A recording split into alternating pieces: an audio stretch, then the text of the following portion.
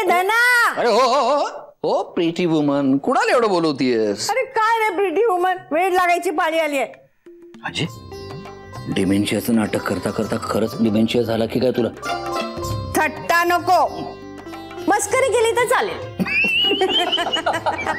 अरे आहेत कुठे दोघी? अगं त्या दिसणार नाहीत, घरामध्ये एवढ्या बारीक नाहीयेत ना.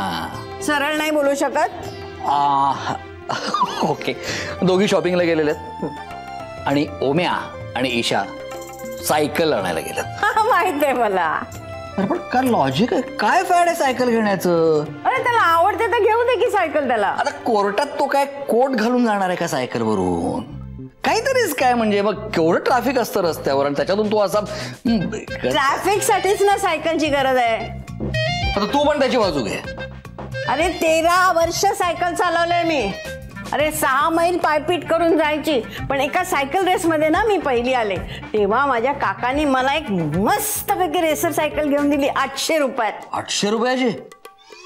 काकाने तेव्हा त्याची एफडी केली असते ना तर 8 दूनी 16. हे काय काय आहे काय? आता माझ्या काकाला शिकवायला जाऊ नकोस. चल उठ उठ उठ उठ. ती ट्रंक आहे ना, ट्रंक ती काढ खाली. ती हो, एक असतं ना ट्रंक. मी इथे दुसरं कोणी आहे? नाही ना? का घाबरतोस? बघ, सायकल चालवत असतास तर घाबरला नसतास. अरे हो, स्टूल आहे का इथे?